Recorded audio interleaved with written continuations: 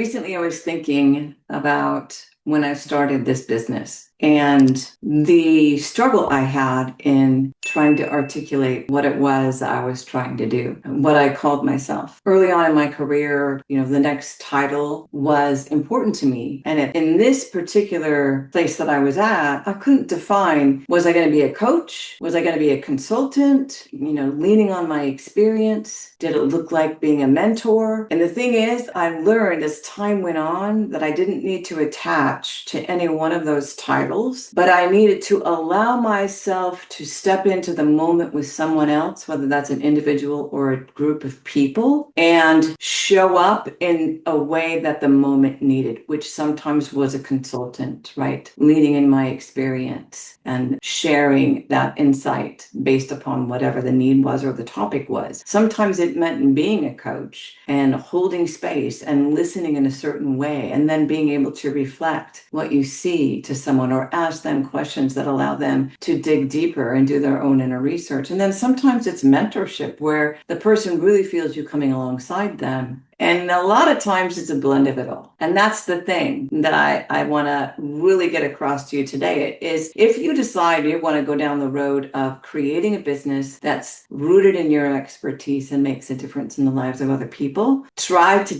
detach from calling yourself something. As you begin to explore what that could look like, I encourage you to think about the times where you were interested in whatever problem you were solving in the career that you've had, and maybe move and create something from that place. And then figure out what other education, certification, knowledge, understanding do I need to gain to support that. And that's a beautiful beginning because you already have within you a tremendous amount of experience, expertise that can create impact. How you package that and deliver that is the question. That's the exploration. That's the discovery. That's the creativity. And that's a fun journey. And sometimes it's a bit of a wobbly journey, but it is certainly one that you can take. I would encourage you to be less rigid about exactly how that needs to look in the beginning and just allow yourself to show up and continue to evolve as you create. It's been, for me, the best career season of my life. I absolutely am crazy in love with what I do. And I just know there's a lot of people out there that have a lot to bring to this world, and it's needed. I am a believer that every organization should have a personal professional development person on staff and or contracted on the regular. I think we're in a state of being, if you will, as a world body where not having that as an organization, you're doing your people a disservice, and